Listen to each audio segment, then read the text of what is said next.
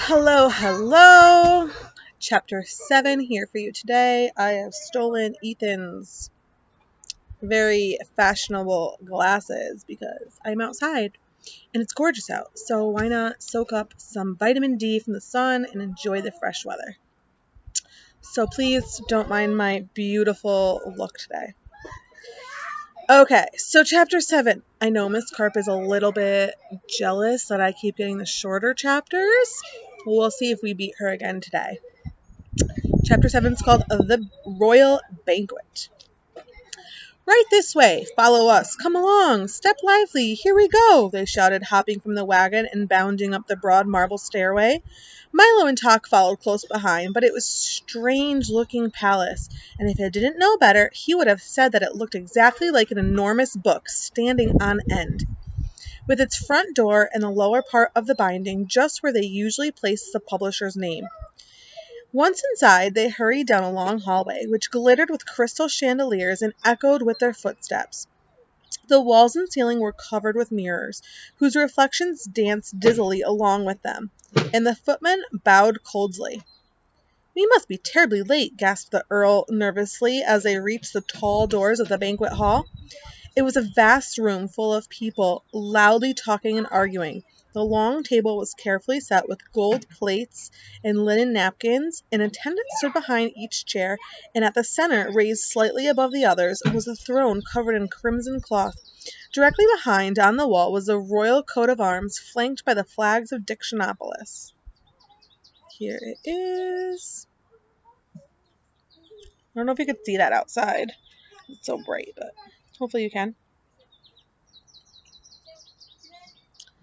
Milo noticed many of the people he had seen in the market.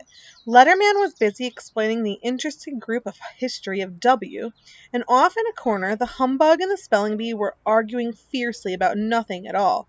Officer Shrift wandered through the crowd suspiciously muttering, "Guilty, guilty, they're all guilty," and on noticing Milo brightened visibly and commented in passing, "Is it 6 million years already? My, how time flies." Everyone seemed quite grumpy about having to wait for lunch, and they were all relieved to see the tardy guests arrive. "Certainly glad you finally made it, old man," said the humbug cordially, pumping Milo's hand. "As guests of honor, you must choose the menu, of course." "Oh my," he thought, not knowing what to say. "Be quick about it," suggested the spelling bee. "I'm famished. Famished." As Milo tried to think, there was an ear-shattering blast of trumpets, entirely off-key, and the page announced to the startling guests, "King Azaz, the Unabridged." The king strode through the door and over to the table and settled his great bulk onto the throne, calling irritably, "Places, everyone, take your places." He was the largest man Milo had ever seen, with a great stomach, large piercing eyes, a gray beard that reached to his waist, and a silver signet ring on the little finger of his left hand. He also wore a small crown and a robe with the letters of the alphabet beautifully embroidered all over it. Here he is.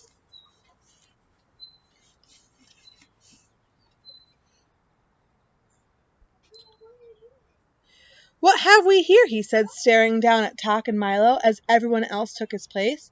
"If you please," said Milo, "my name is Milo, and this is Tok. Thank you very much for inviting us to your banquet, and I think your palace is beautiful." "Exquisite," corrected the Duke. "Lovely," counseled the minister. "Handsome," recommended the Count. "Pretty," hinted the Earl. "Charming," submitted the Undersecretary. "Silence!" suggested the King. "Now, young man, what can you do to entertain us? Sing songs, tell stories, compose sonnets, juggle plates? Do you tumbling tricks? What is it?" "I can't do any of those," admitted Milo. "What an ordinary little boy," commented the King. "Why, my cabinet members can do all sorts of things. The Duke here can make mountains out of molehills, the minister splits hairs, the Count makes hay while the sun shines, the Earl leaves no stone unturned, and the Undersecretary," he finished ominously, "hangs by a thread. Can you do anything at all?" "I can count to 1,000, offered Milo. "Arrgh! Numbers! Never mention numbers here. Only use them when we absolutely have to," growled Azaz disgustedly. "Now why don't you and Tok come up here and sit next to me, and we'll have some dinner."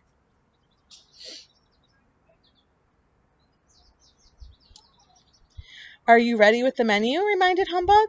"Well," said Milo, remembering that his mother had always told him to eat lightly when he was a guest, "why don't we have a light meal?" "A light meal it shall be," roared the bug, waving his arms. The waiters rushed in carrying large serving platters, and set them to the table in front of the king. When he lifted the covers, shafts of brilliant colored light leaped from the plates, bounced around the ceiling and walls, across the floor, and out the windows. "Not a very substantial meal," said the humbug, rubbing his eyes, "but quite an attractive one. Perhaps you can suggest something a little bit more filling." The king clapped his hands, and platters were removed, and without thinking, Milo quickly suggested, "Well, in that case, I think we ought to have a square meal of—" "A square meal it is!" shouted the humbug again. The king clapped his hands once more, and the waiters reappeared carrying plates heaped high with a steaming square of all sizes.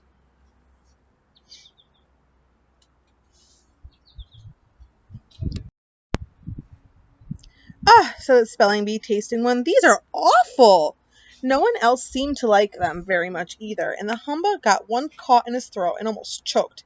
"Time for the speeches," announced the king, as the plates were again removed and everyone looked glum. "You first," he commanded, pointing to Milo. "Your Majesty, ladies and gentlemen," started Milo timidly, "I would like to take this opportunity to say that in all the—" "That's quite enough," snapped the king. "Mustn't talk all day." "But I just begun," objected Milo. "Next!" bellowed the king. "Roast turkey, mashed potatoes, vanilla ice cream," recited the humbug, bouncing up and down quickly. What a strange speech, thought Milo, for he'd heard many in the past, and knew that they were supposed to be long and dull. "Hamburgers, corn on the cob, chocolate pudding, pudding, said the spelling bee in his turn. "Frankfurter, sour pickles, strawberry jam," shouted the Officer Shrift from his chair. Since he was taller sitting than standing, he didn't bother to get up. And so down the line it went, with each guest rising briefly, making a short speech, and then resuming his place. When everyone had finished, the king rose. "Pâté de foie gras, soupe de lemoine, feijoon chouche cloche." This must be another language. "Salad endive, fromages de este fruits de," he said carefully, and clapped his hands again. I think it was French. The waiters reappeared immediately, carrying heavy hot trays, which they set on the table. Each one contained the exact words spoken by the various guests, and they all began eating immediately with great gusto. "Dig in," said the king, poking Milo with his elbow and looking disapprovingly at his plate. "I can't say that I think much of your choice." "I didn't know that I was going to have to eat my words," objected Milo.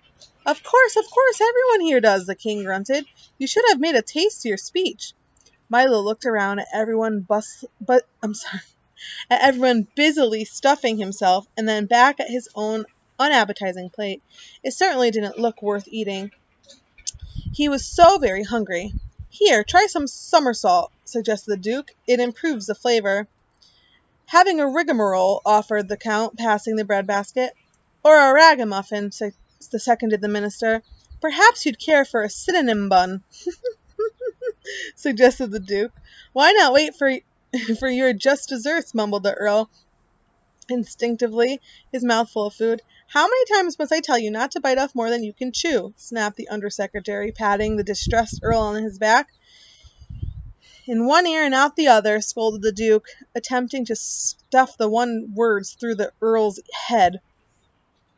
"If it isn't one thing, it's another," chided the minister. "Out of the frying pan, but into the fire," shouted the count, burning himself badly. "Well, you don't have to bite off my head," screamed the terrible earl, and flew at others in rage. The five of them scuffled wildly under the table.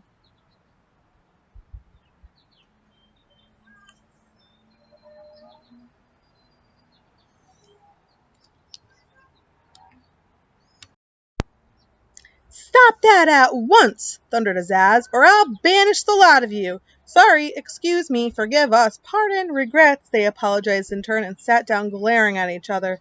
The rest of the meal was finished in silence until the king, wiping the gravy stains from his vest, called for dessert. Milo, who had not eaten anything, looked up eagerly. "We're having this special treat today," said the king, as the delicious smells of homemade pastry filled the banquet hall. The royal command, the pastry chefs have worked all night in the half bakery to make that. The half bakery? Questioned Milo. Of course the half bakery, snapped the king. Where do you think half-baked ideas come from? Now please don't interrupt. By royal command, the pastry chefs have worked all night to. What's a half-baked idea? Milo asked again. Will you be quiet? Growled Azaz angrily. But before he could begin again, the 3 large serving carts were wheeled into the hall, and everyone jumped up to help himself. They're very tasty, exclaimed the humbug, but they don't always agree with you. Here's one that's very good. He handed it to Milo. Through the icing and nuts, Milo saw that it said, "The earth is flat." People allowed that one for years, commented the spelling bee, but that's not very popular these days. DAYS. He picked up a long one that stated, "The moon is made of green cheese," and hungrily bit off the part that said cheese. Now there's a half-baked idea, he said, smiling. Milo looked at the great assortment of cakes, which were being eaten almost as quickly as anyone could read them.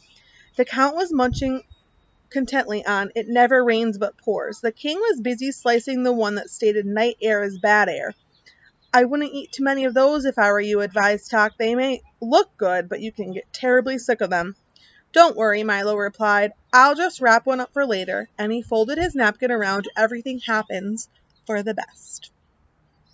And that is the end of chapter 7. And we made it in a record 11 minutes and 30 seconds. We beat chapter 3, which was 12 minutes, and chapter 5, which was 13 minutes. And Miss Carp's chapter 2, was it? I don't remember. It was 18 minutes. Just get so mad at me. All right, guys. I will check in next time for chapter 9. Hope you're enjoying the book. Hope you're enjoying this beautiful weather. By the time I post this, it might not be so beautiful anymore, but let's hope it still is. See you later.